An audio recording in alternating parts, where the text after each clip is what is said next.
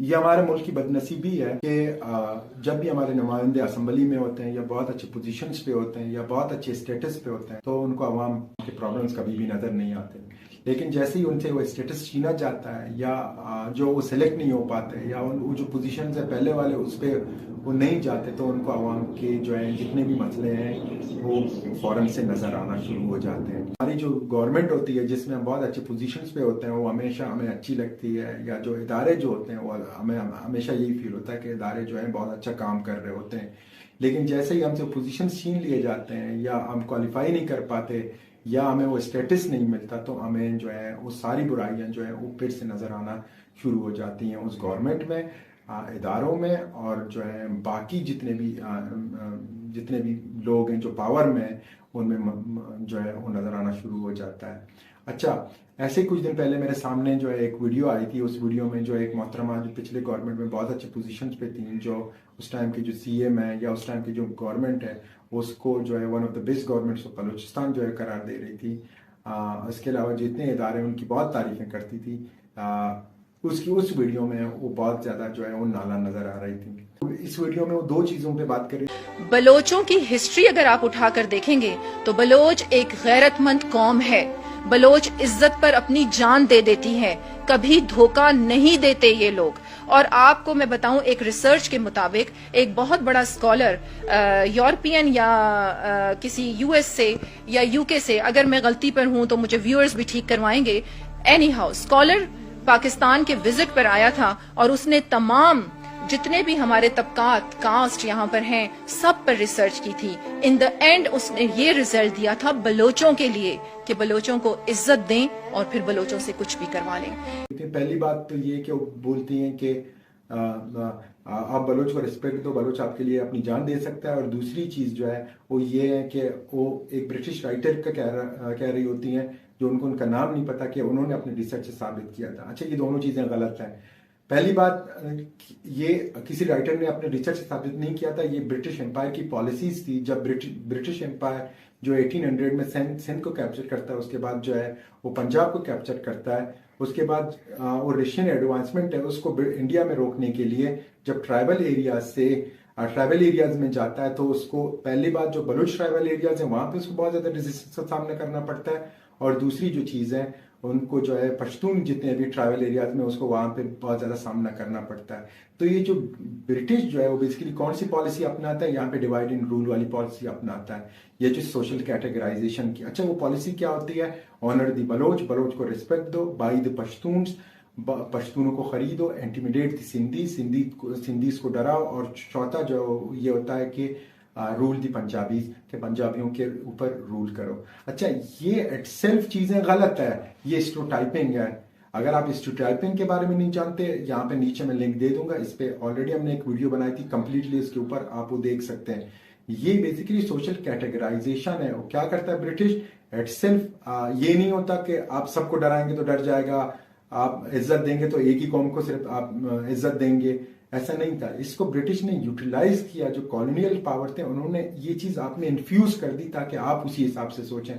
अगर किसी ने वो आर्टिकल पढ़ा है पॉल टाइटस का जो रिसर्च की वो बात कर रही होती है, उसमें बेसिकली वो यही बता रहा होता है कि जो ब्रिटिश ने चीज इंट्रोड्यूस की है उस पर न सिर्फ ब्रिटिश यकीन करता था बल्कि बाद में जो लोग हैं वो लोग भी इसी तरह से अपने आप को कैटेगराइज करने लगे कि आप इस तरह से करो, उस तरह से करो। जो पॉलिसीज है पॉलिसीज भी उन्होंने वैसी बनाई। इन चीजों के पीछे जो थी वो बात ये थी कि ब्रिटिश उसको यूटिलाइज कर रहा था in the context of Baloch. Basically वो ये कह रहा था कि बलोच जो है आप उनको रिस्पेक्ट दो, वो आपकी बात मान लेते हैं। जो ब्रिटिश की पॉलिसीज थी बलोच ट्राइब्स के साथ, ब्रिटिश ये चाहता था कि बलोच जो है उनको ऑनर करें, बलोच उनको ना तोड़ें, ताकि ब्रिटिश जो है अपनी गवर्नमेंट यहाँ पे चला सके, पीसफुली चला सके, ट्राइबल जो एरियाज है उन ट्राइबल एरियाज को पीसफुल करे। इसी वजह से उसने ये चीज इन्फ्यूज किया है। अच्छा, अब इसका मतलब ये भी नहीं हुआ कि किसी के पास रिस्पेक्ट नहीं है। रिस्पेक्ट जितनी भी कम्युनिटीज हैं सबके पास इक्वली है, लेकिन क्या उसने उस चीज को किस तरह से इस्तेमाल किया, यहाँ पे दैट इज इंपॉर्टेंट। अब दूसरी बात ये है कि आप जितने भी सिंधीज आप सबको डराएंगे तो सारे डर जाएंगे, ये भी गलत है। क्या आपको क्या लगता है जितने पश्तून ट्राइब्स हैं वो बिक जाएंगे या वो बिक गए थे? नहीं, ये गलत है। इससे पश्तून ट्राइब्स बिक भी नहीं गए थे। ब्रिटिश ने कोशिश की थी अफगानिस्तान को कैप्चर करने की, लेकिन वो अफगानिस्तान कैप्चर नहीं कर सका। यही जो ट्राइब्स थे उन्होंने बाद में ब्रिटिश को बहुत ज़्यादा रेजिस्टेंस दी थी और ब्रिटिश जो है उस रीजन को कैप्चर नहीं कर पाया। तो ये बात तो यहाँ से गलत हो जाती है। दूसरा वो फरमा रही होती है कि हम हिस्ट्री में नहीं जाते। देखें, पहले हम ये कहते थे कि बलूचिस्तान एक आजाद रियासत थी जब पाकिस्तान बना था। कायदे आजम एक विजनरी लीडर थे। वो खान ऑफ कलात से मिले और उन्होंने एक एग्रीमेंट साइन किया कि आप हमारे साथ पाकिस्तान में शामिल हो जाएं। चंद जो हमारे लोग थे वहां पर बलोच, उन्होंने खान को कहा कि हम पाकिस्तान के साथ नहीं शामिल होंगे। तो इसमें क्या बुराई थी? आप मुझे बताएं, इसमें कोई बुराई है कि आप किसी के घर को कह रहे हैं कि उसका घर आपके घर के साथ शामिल हो जाए? क्या उसको अपने घर के बारे में फैसले करने का भी इख्तियार नहीं है? जो कायदे आजम है, कायदे आजम बहुत विजनरी लीडर्स थे। उस टाइम पे खान ऑफ कलात ने उनके साथ बेसिकली मुआहदा किया था। अच्छा, अब ये बात भी उस तरह से नहीं है। कायदे आजम 2 के विजनरी लीडर थे, लेकिन खान ऑफ कलात ने एक्सेशन नहीं किया था। सरदारों ने नहीं बोला था कि आप ना करें।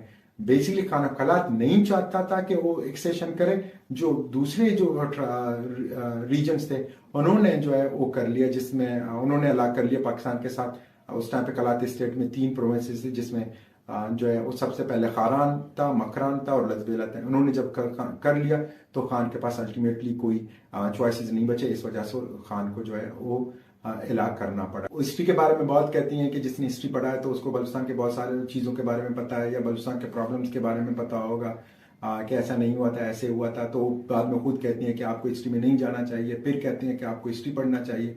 लेकिन अगर किसी बंदे ने बलूचिस्तान या पाकिस्तान की हिस्ट्री पढ़ी हो तो उनकी बहुत सारी चीज़ों से इख्तलाफात वो करेगा।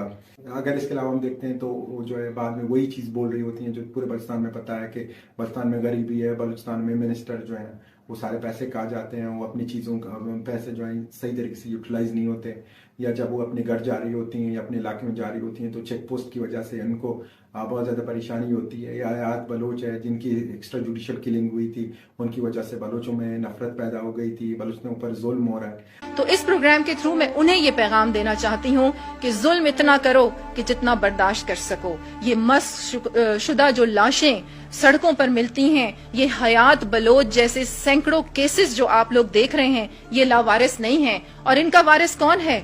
खुदा। और याद रखें, जुल्म उतना करें कि जितना बर्दाश्त कर सकें, क्योंकि जुल्म आखिर जुल्म है। जब हद से बढ़ जाता है तो मिट जाता है।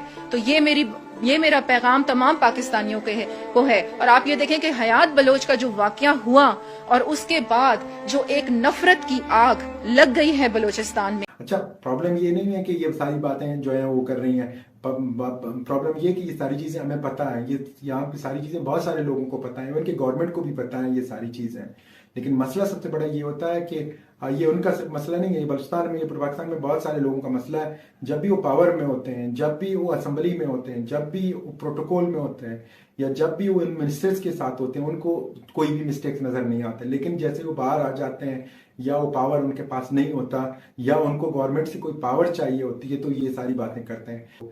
मुझे नहीं पता कि उनका इंटेंशन क्या है, कि उनका इंटेंशन बेसिकली वाकई में उनको कोई पोजीशन चाहिए या उनको बहुत अच्छे स्टेटस चाहिए। लेकिन बलूचिस्तान की अगर हम हिस्ट्री देखते हैं, पाकिस्तान की हिस्ट्री देखते हैं, तो बहुत से लोगों ने इसको इफेक्टिवली यूज़ किया है। बहुत से लोगों ने इसको इसी वजह से बलूच कार्ड को यूटिलाइज किया ताकि वो जो है अपने बहुत सारे अच्छे पोजीशन या अपने लिए बेनिफिट निकाल सकें।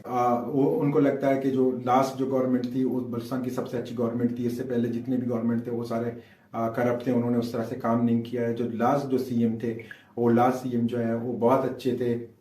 उन सीएम जो है वो बहुत अच्छे थे, उन्होंने बहुत ज़्यादा काम किया, वो सोते नहीं थे। अगर अभी के उनके स्टेटमेंट देखते हैं तो उनको अभी के जो सीएम है वो सबसे ज़्यादा हैंडसम नज़र आ रहा होता है। हमें यहाँ पे ये बात नहीं बोलनी चाहिए जब वो खुद जो है वो बलूचिस्तान गवर्नमेंट की तर्जमान थी। आप उनके अगर स्पीचेस देखते हैं, उनके लास्ट जब वो तर्जमान थी, उनके बहुत सारे स्पीचेस हैं, अगर आप देखते हैं तो आपको बहुत सारी चीज़ें क्लियर हो जाती हैं।